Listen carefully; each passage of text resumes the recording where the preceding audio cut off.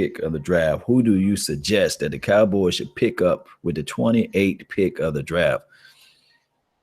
Because there's so many things out there when you're talking about players and what you can go with and who can fall on your team. There's such a dynamics with that as it relates to football in general. And what we want to do is let me get a little bit closer. What we want to do is pick up another dynamic player that we can have on our team. And before we start, I'd like to just give a shout out to all of those who are in the channel, those who've been following the channel from day one.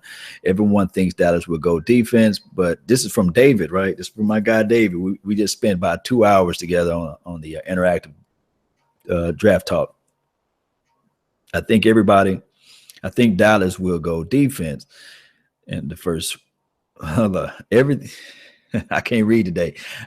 Everyone thinks Dallas will go defense in the first, but I think over the last 5 years have shown us that they would take the best player available and not needed. Yeah, the best player available or BAA, best athlete available. Either way, I think that Will McClay is going to get things going in the right direction. I really trust in Will McClay. I trust his ability to understand what this team needs. And since he's been out there, I know for sure, without a shadow of a doubt, since Will McClay been there, whoever we pick with the first round pick is going to be tops. It's going to be somebody that's going to be formidable to the team, somebody that's going to be dynamic, somebody who's going to be hot iron striking on the play. He's going to be one of those guys that's going to be able to change the team and uplift the team. So that's one thing I know. One thing I do know is defense is going to be priority, like Jason Watt said.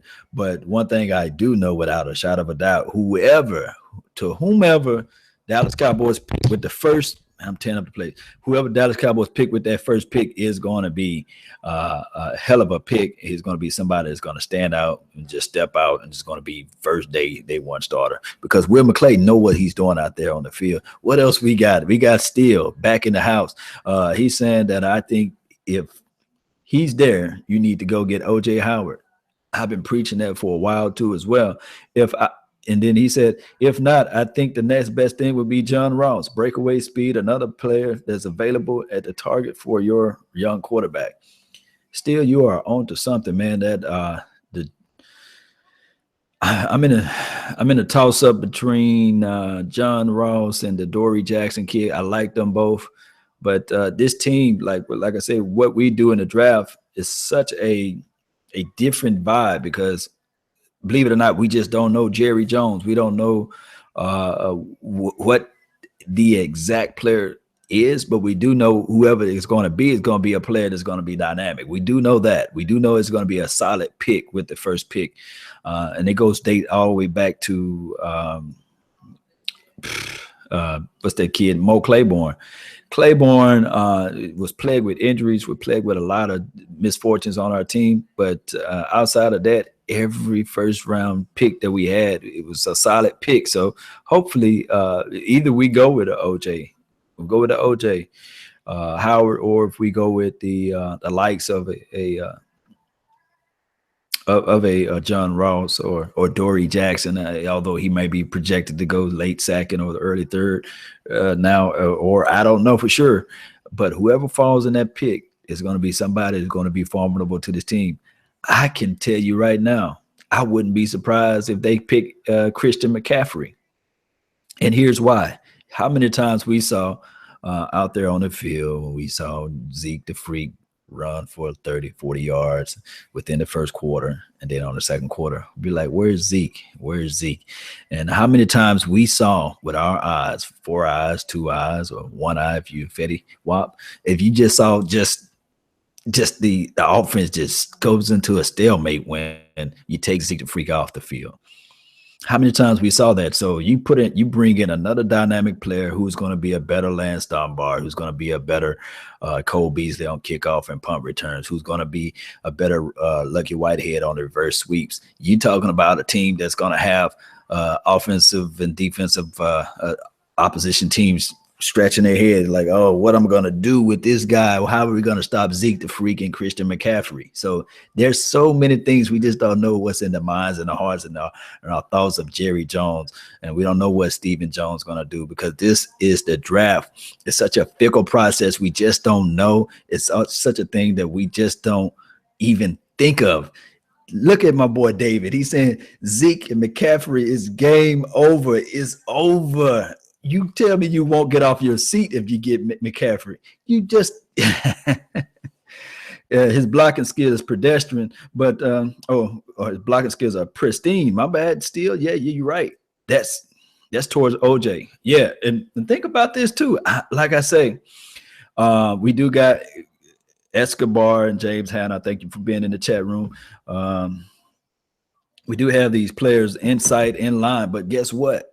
The problem is with that is that OJ Howard is a beast with a capital B, and you can put a capital on O in the J, because he's just going to bring that tenacity. He's going to bring that level to your team, and you can line him up to the inside. He can block well. You can squeeze the outside. There's no linebacker that's in the NFL outside of the few Sean Lee's he's on our team, and Luke Kuechly's of the world that's going to be able to travel with this guy. And there's no safety. It's a mismatch all around, because the safety is going to be so worried about coming down, climbing into the box, and bam, you got somebody who's going to be on the outside, who can stretch the field, who can move up to the outside, who can move into the inside, can play the skinny post, can run a skinny post, can run an actual bubble screen with this particular guy. So there's so many things that you can bring with OJ Howard. I'm telling you, man, that guy can do that. And then you got OJ, you got Christian, and then did I tell you about Adoree Jackson? That's dynamic player. If you just say, okay, all right, I'm gonna hedge my bet. I'm gonna get me a player that I don't have to worry about on kickoff return, punt returns, and it's gonna be fast enough to do reverse sweeps if needed. I can call a man to do that type of thing, and that's Adoree Jackson. Although he may be going off the board by that time, I don't know what he's gonna do at the combine. You got players like that. You got the Jabril Peppers of the world, you know. Although he get lost in space, can't cover well, and we all heard about that song and dance, but he's a dynamic firecracker of a player. You know, you just can't. This draft, we can't leave this draft without drafting a dynamic player. Now, will this draft foresee a great pass rusher with the 28th pick?